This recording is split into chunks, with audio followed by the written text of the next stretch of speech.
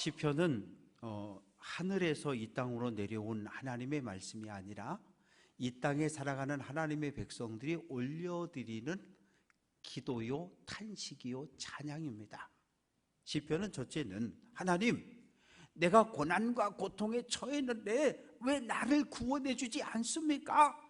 하고 하는 탄식과 탄원의 찬양이 시편이고, 죽음의 위기에서 고난에서 하나님의 능력으로 구원받고 구원해 주신 하나님을 찬양하는 찬양의 노래가, 감사의 노래가 바로 시편입니다. 시편 40편은 아버지와 아들의 이야기를 다루고 있습니다. 다윗이 노년에 전혀 예상치 못했던 고난이 쳐들어왔어요. 아들 압살롬이 반란을 일으켰습니다. 말도 안 되는 이야기죠. 아이들이 어렸을 땐 엄마 손잡고 엄마 태중에서부터 교회를 잘 옵니다. 초등학교, 중학교, 고등학교 점점점 아이들이 머리가 커지면서 말을 듣지 않아요. 내 생각에는 이렇습니다. 내 생각에는 이렇습니다. 그러다가 집을 떠나서 부모의 통제를 완전히 벗어나기 시작하면 그때부터 부모님들의 기도가 눈물로 바뀌게 됩니다. 기도 제목을 받고 동그라미를 쳐가면서 무슨 기도의 제목이 제일 많은가 봤더니 자녀들을 위한 기도의 제목이 가장 많습니다. 가지 많은 나무에 바람 잘 날 없다는 말이 있습니다. 다윗이 그랬어요. 9명의 아내로부터 19명의 아들이 태어났습니다. 미갈은 자녀를 단 한 명도 출산하지 못했지만 밧세바는 4명의 아들을 다윗에게 낳아주었어요. 아버지는 같은데 엄마가 서로 달라요. 19명 중에 장남, 아버지 뒤를 이어 왕을 이어갈 장남이 암논이었는데 이 암논이 이복 여동생 다말을 짝사랑하게 됩니다. 짝사랑은 장점이 많아요. 첫째는 데이트할 때 돈이 안 들어가요. 그리고 두 번째는 차일까 염려할 필요가 없어요. 그리고 한 남자, 꼭 한 남자, 아니 미스터 D, 미스터 김을 동시에 짝사랑해도 아무 문제가 안 생겨요. 미스 김과 미스 채를 동시에 사귀어도 아무 문제가 없어요. 선만 잘 지키면 되니까. 그런데 암논의 짝사랑은 선을 넘어버렸어요. 병이 났어요. 아버지 다윗이 쫓아옵니다. 아버지, 저 다말에게 나를 좀 병간호 좀 해주라고 그렇게 좀 명령을 좀 내려주세요. 아무것도 모르는 아버지 다윗은 다말에게 오라비 간병을 좀 하라고 명령을 합니다. 단둘이 있을 때 그만 못쓸 짓을 해버렸어요. 짝사랑했으니까, 사랑했으니까 몹쓸 짓을 했으면 책임을 지면 되잖아요. 그런데 짝사랑했던 그 마음이 갑자기 미움으로 바뀌어서 문 열고 내쫓아버렸어요. 다말은 슬피 울며 집으로 돌아오고 친오빠 압살롬이 분노합니다. 왜요? 아버지의 행동이 문제예요. 아니, 장남이 이복 여동생에게 몹쓸 짓을 했으면 불러다가 야 이놈 어떻게 그럴 수 있어? 너 책임져? 그렇게 하든지 몽둥이 가지고 두들겨 패든지. 그런데 아버지 다윗은 침묵합니다. 왜요? 나도 그랬는데, 나도 젊은 시절 밧세바를 아내로 취하기 위해서 충성스러운 장군 우리아를 전쟁터 내보내 죽였고, 그리고 밧세바를 나도 강제로 아내로 취했는데 나 같은 애비가 뭘 야단을 칠 수 있어? 그리고 침묵합니다. 압살롬은 형 암논에게 분노하고 침묵하는 아버지 다윗에게 분노하고 그 분노가 차곡차곡 쌓여갑니다. 2년이 지났을 때 아버지, 오늘 제 생일인데 아버지도 좀 오셔서 생일잔치 해주시지요? 나는 나란 일 하느라고 바쁘니까 못 간다. 그러면 우리 집 장남 암논 형과 형제들 좀 다 가라 그러시죠? 그래서 가라 그래요. 어떻게 됐습니까? 압살롬이 장남 암논을 죽여버립니다. 왜? 2년 동안 여동생 다말에 대한 분노를 쌓아두었다가 터쳐버린 거예요. 아버지 뒤를 이어 왕이 될 장자가 죽었으니 압살롬은 덜컥 겁이 났고 도망을 칩니다. 외할아버지 달메가 있는 그술이라고 하는 나라로 도망을 쳤는데, 요단강 건너편 갈릴리 호수 건너편 동쪽에 있는 그술이라고 하는 나라의 왕이 바로 외할아버지였어요. 그곳에서 3년을 지냅니다. 그런데 아버지가 안 불러요. 다윗은 압살롬을 매우 사랑하고 그리워합니다. 그래서 3년 만에 돌아왔어요. 근데 2년 동안 예루살렘에 사는데 아버지가 안 불러요. 5년이 됐을 때 만나게 됩니다. 사무엘하 14장 34절 33절 다윗 왕이 압살롬과 입을 맞췄다. 평화의 인사를 5년 만에 나누었는데 아버지를 향한 압살롬의 분노는 그대로예요.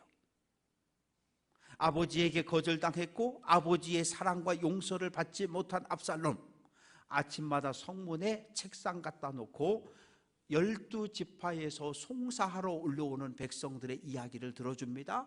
내가 왕자니까, 형 장남 암논은 죽었고 둘째는 일찍 세상을 떠났고 내가 이제 아버지 뒤를 이어 왕이 될 자격을 가졌으니까 그 자격을 가지고 크고 작은 많은 문제들을 해결해 주는 거예요.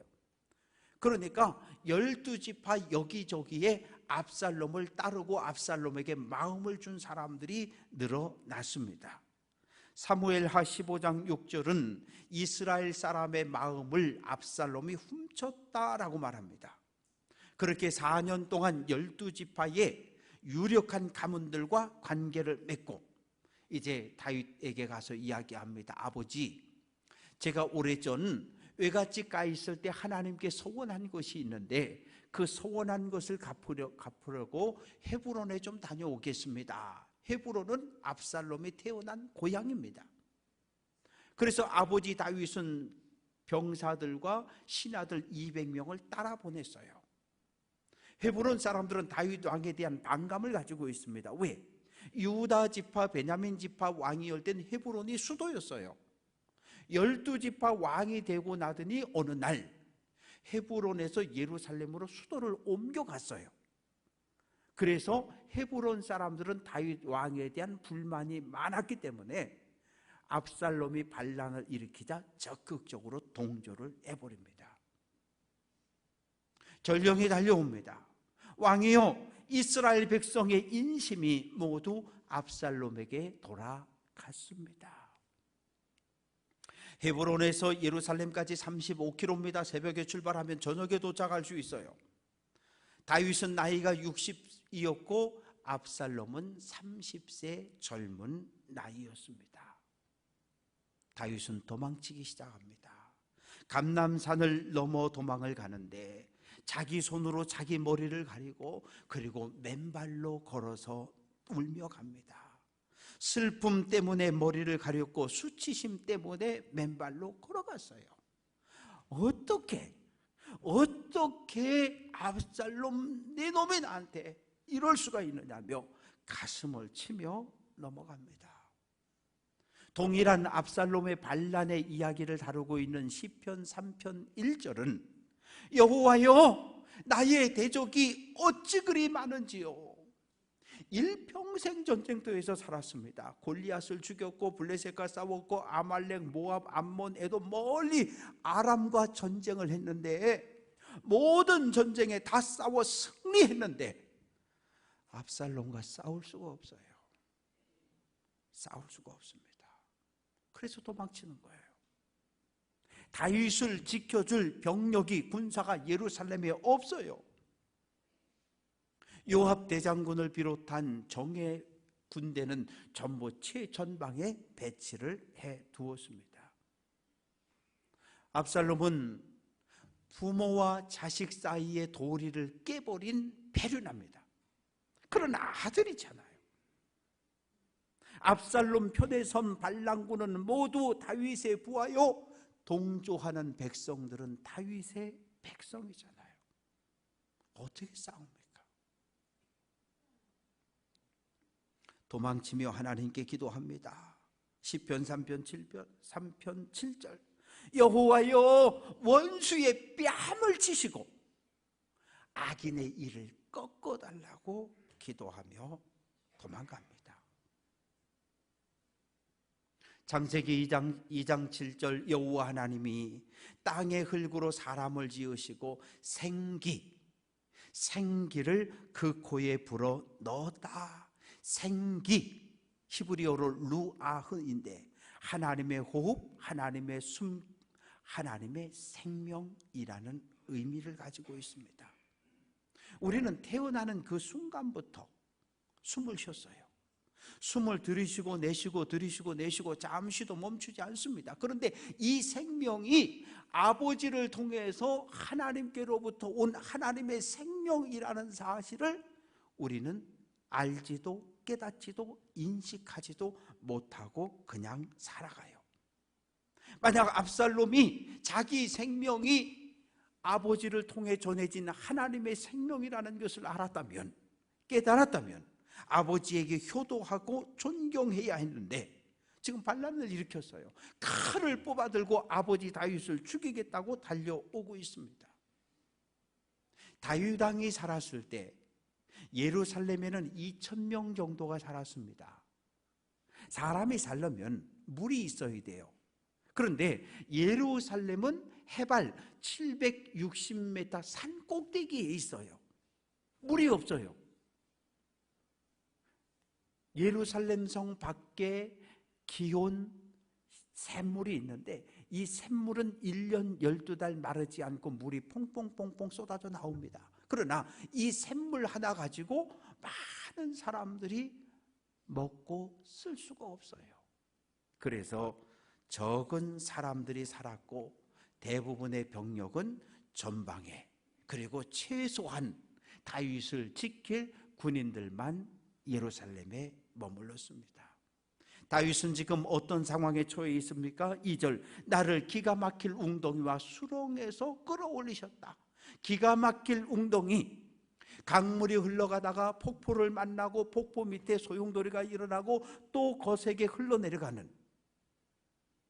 사람이 떨어져서 빠지면 그 밑으로 끌려 들어가 죽을 수밖에 없는 그런 위험한 상황이 기가 막힐 웅덩이입니다. 수렁은 무엇입니까? 그냥 발이 한 짝 빠져서 꺼낼 수 있는 데가 아니라 두 발이 다 빠졌는데 시간이 갈수록 점점점 다리가, 무릎이, 허리가 빠져 들어가는 진흙 수렁입니다. 혼자의 힘으로 도저히 올라올 수 없는 그런 상황, 이것이 다윗이 처한 상황입니다. 눈앞에 죽음이 보여요. 1절, 내가 여호와를 기다리고 기다렸다. 기다리고 기다렸다, 이 말은 하나님께 기도하고 기다리고 있다, 이런 뜻입니다. 사랑하는 성도 여러분, 인생은 기다림이에요. 마트에 가서 물건 사고 계산하려면 쭉 서서 기다려야 해요.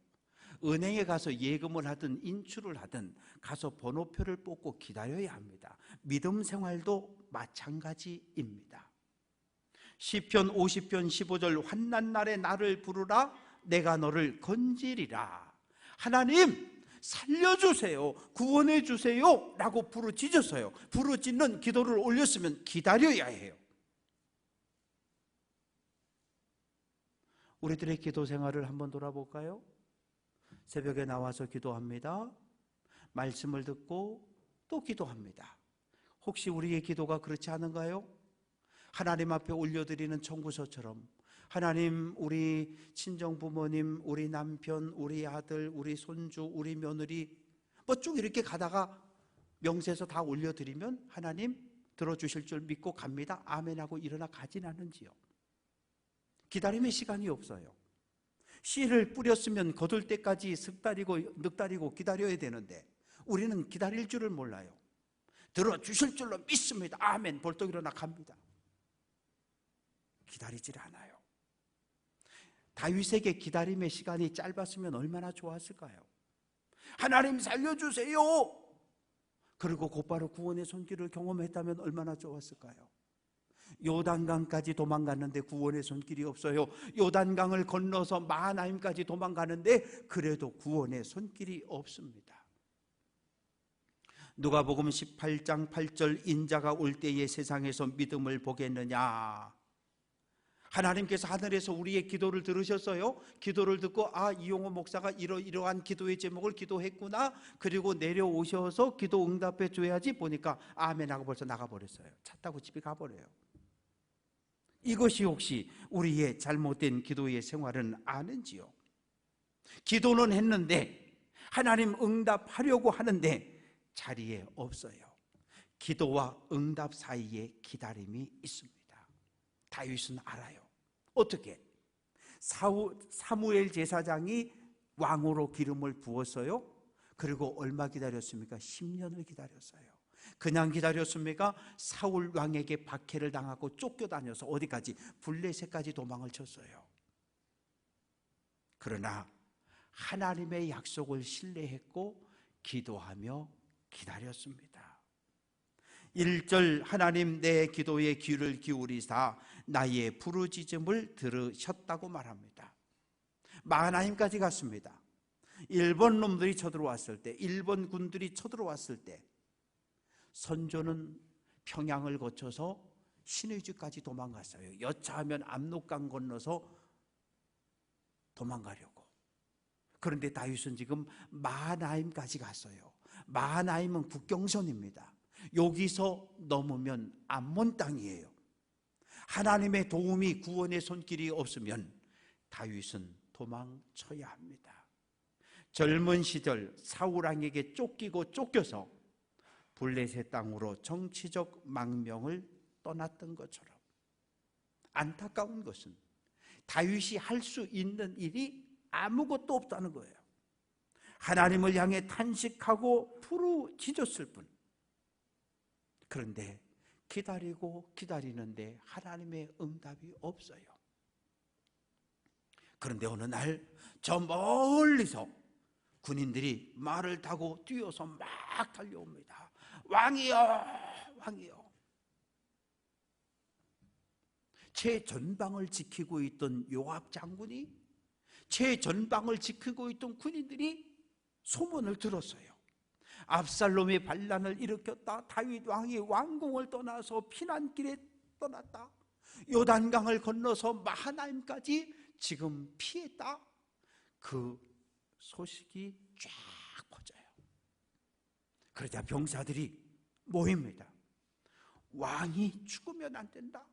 하나님 기름 부어 세운 다윗 왕을 살려야 한다고 밤새도록 군인들이 달려옵니다. 이제 다윗의 주변에 많은 군사들이 모였어요. 정예병들이 다 모였어요. 그럼 뭐 해야 돼요? 이제 싸워야 되잖아요. 싸우러 가야 되잖아요. 다윗이 한마디 합니다.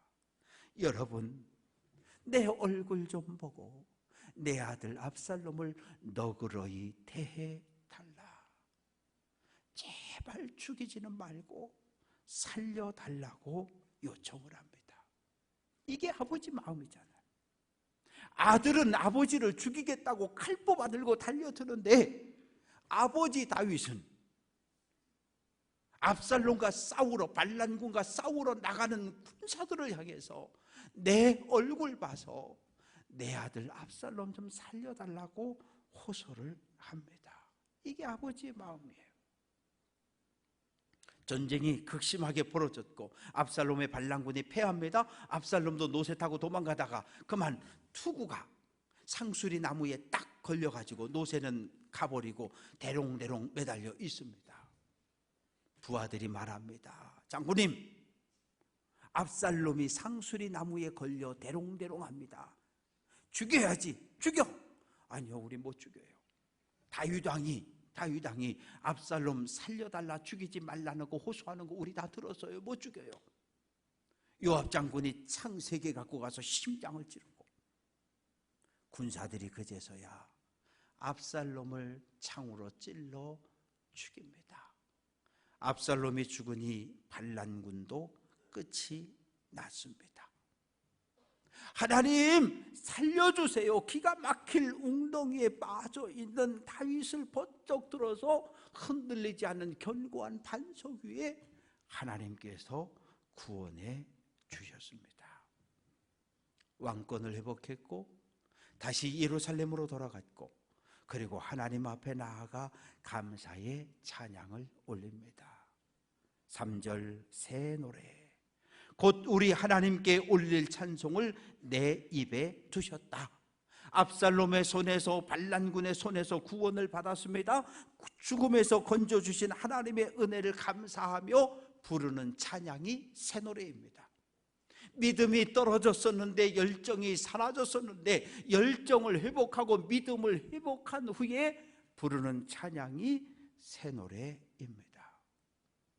사랑하는 성도 여러분, 압살롬의 반란으로 다윗은 많은 상처를 입었고 많은 것을 잃어버렸어요.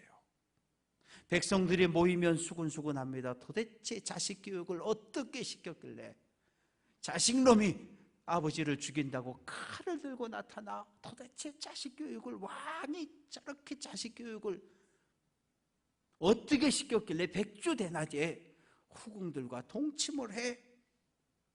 그리고 그렇지, 왕은 공인인데, 아니 반란군과 싸우다가 얼마나 많은 장군과 병사들이 죽고 다쳤는데, 아니 싸우러 나가는 부하들에게 내 얼굴 봐서 내 아들 압살롬 살려달라고? 아니 어떻게 왕이 그럴 수 있어? 아니 압살롬이 죽었으면 박수치고 잔치를 벌이고 군사들을 칭찬해 줘야지. 내 아들 압살롬아, 압살롬아, 차라리 너를 대신하여 내가 죽었더라면 압살롬 내 아들아, 내 아들아, 가슴을 치며 식음을 전폐했다는 이야기를 듣고 요압 장군과 병사들은 부끄러워 얼굴을 숙여 버립니다. 어떻게 왕이 그럴 수 있어? 어떻게 왕이? 그러나 다윗이 하나님 앞에 나아가 새 노래로 하나님을 예배하고 찬양하는 모습을 보며 백성들은 마음을 바꾸었어요. 그렇지, 아들이 죽었는데 그래도 하나님 앞에 나아가서 민족을, 나라를 보호하시고 지켜주신 것에 대해 감사하는 다윗을 보며 백성들이 다윗에게 다시 마음을 열어줍니다. 다윗은 사람을 두 부류로 나누는데, 하나는 여호와를 의지하는 사람입니다. 다른 하나는 교만한 자, 거짓에 치우친 사람. 누가 하나님을 의지하는 사람입니까? 다윗과 동행했던 신하들, 다윗을 따랐던 수많은 백성들, 다윗과 함께 고난을 겪었던 수많은 백성들입니다. 여호와를 의지하는 사람은 자기 자신의 인생을 하나님께 맡겨드린 사람입니다. 여호와를 의지하는 사람은 하나님 말씀에 순종하는 사람입니다. 언제나 하나님 편에 서 있고 믿음의 길을 걸어가다가 고난을 만나고 환난을 당해도 원망하지 않는 사람입니다. 고난이 찾아오고 환난이 닥쳐오면 지금이 하나님을 만날 때라고 하나님 앞에 나와 무릎 꿇는 사람이 하나님을 의지하는 복 있는 사람입니다. 시편 119편 71절은 고난당한 것이 내게 유익이라고 말합니다. 사랑하는 성도 여러분, 어떻게 고난이 유익이 될 수 있습니까? 그러나 오늘 나에게 닥쳐온 이 고난과 환난을 통해 하나님의 뜻을 깨닫고 하나님의 계획을 발견한다면 고난을 통해 우리는 하나님 앞에 한 걸음 더 나아갈 수 있기 때문에 고난이 유익이 될 수 있습니다. 고난당하는 성도들에게 하나님의 위로가 함께하기를 바라고, 고난당하는 성도들을 하나님 다윗을 구원한 것처럼 능력의 손으로 구원해 흔들리지 않는 반석 위에 올려주시기를 주님의 이름으로 축원합니다. 교만한 사람, 거짓에 치우친 사람은 누구입니까? 아버지를 향해 칼을 뽑아들었던 압살롬의 편에 섰던 반란군들입니다. 왜요? 다윗이 국민투표에서 왕 됐습니까? 아니잖아요. 하나님이 사무엘 제사장을 보내서 왕으로 기름을 부어 세웠어요. 하나님이 세웠습니다. 하나님이 세운 다윗을 죽이려고 하는 것은 곧 하나님을 대적하는 악한 행위입니다. 교만한 사람은 누구입니까? 하나님을 인정하지 않는 사람, 내 힘과 내 능력을 드러내서 왕권을 빼앗으려고 했던 압살롬이지요. 압살롬의 유혹에 넘어간 사람들이 거짓에 치우친 사람들입니다. 어떠한 경우에도 늘 하나님 편에 서서 하나님의 뜻을 이루어 드리는 귀한 성도들 될 수 있기를 주님의 이름으로 축원합니다. 다윗은 고난을 만났지만 하나님의 손을 놓지 않았어요. 하나님의 손을 꼭 잡고 하나님과 좋은 관계를 유지했습니다. 오늘 지금 내가 고난을 당하지만 살아온 날들을 돌아보니까 하나님의 은혜가 그동안 함께 했던 것을 마음판에 새겼고 하나님 앞에 감사하고 오늘의 이 고난도 하나님 구원해 주실 줄로 믿는 믿음을 가지고 살았던 사람이 바로 다윗입니다. 5절 주께서 행하신 기적이 많고 우리를 향하신 주의 생각이 많다. 내 살아오는 모든 날 하나님의 치유, 문제 해결, 자녀들의 길이 열려졌던 수많은 은혜를 기억하고 늘 감사하며 찬양하며 주님의 이름을 전하는 성도 되시기를 주님의 이름으로 축원합니다. 믿음의 길을 걸어갈 때 가장 중요한 건 내 생각을 버리는 거예요. 믿음의 길에는 내 생각이 필요하지 않아요. 믿음의 길은 하나님의 말씀에 순종하는 길이 믿음의 길입니다. 저는 모든 일에 제 생각을 가지고 있어요. 그러나 제 생각을 말로 표현했다가 장로님이든 권사님이든 집사님이든 어느 누구든 저보다 더 하나님의 뜻에 가까운 생각과 계획을 이야기하면 전 즉시 제 생각을 내려놓습니다. 왜? 제 생각이 진리가 아님을 제가 알기 때문에, 제 생각은 언제든지 틀릴 수 있음을 알고 있기 때문입니다. 이사야 55장 9절, 내 생각은, 하나님의 생각은 너희 인간의 생각보다 높다고 말씀하십니다. 내 생각을 버리고 하나님의 뜻, 하나님의 말씀을 전하고 증거하는 성도 되시기를 주님의 이름으로 축원합니다. 사랑하는 성도 여러분, 걸어온 날들 되돌아보십시오. 깊은 웅덩이 수렁에 빠졌던 때가 분명히 있었어요. 자녀들이 속을 썩여서 자녀들 때문에 먹지 못하고 밤새도록 부르짖어 가슴을 치며 댕굴댕굴 굴러다녔던 때가 있어요. 부부는 헤어지면 남이잖아요. 그러나 부모와 자식은 생명으로 연결되어 있어요. 모든 부모는 숨 끊어지는 그 순간까지 자녀를 위한 기도를 멈추지 않습니다. 자녀들이 속을 썩이지 않으면 노년이 행복해요.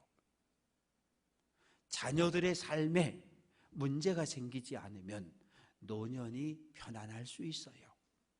그러나 60이 넘어서 자녀들의 삶에 문제가 생겨지면 부모의 삶도 함께 어두워지고 불행해지기 시작합니다. 자녀들을 위해 기도하십시오. 코로나19를 핑계로, 교회의 갈등과 다툼을 핑계로 신앙의 자리를 멈추고 있는 사랑하는 자녀 손들을 위해 기도하시고 그들의 손을 잡아 예배자의 자리로 끌어내시기를 주님의 이름으로 축원합니다. 앞으로 남아있는 믿음의 길을 걸어가는 동안 한 손에 하나님의 손을 꼭 잡고 다른 한 손으로 자녀 손들의 손을 붙잡고 함께 더불어 믿음의 길을 걸어 천국에 들어가는 성도 되시기를 주님의 이름으로 축원합니다. 기도합니다.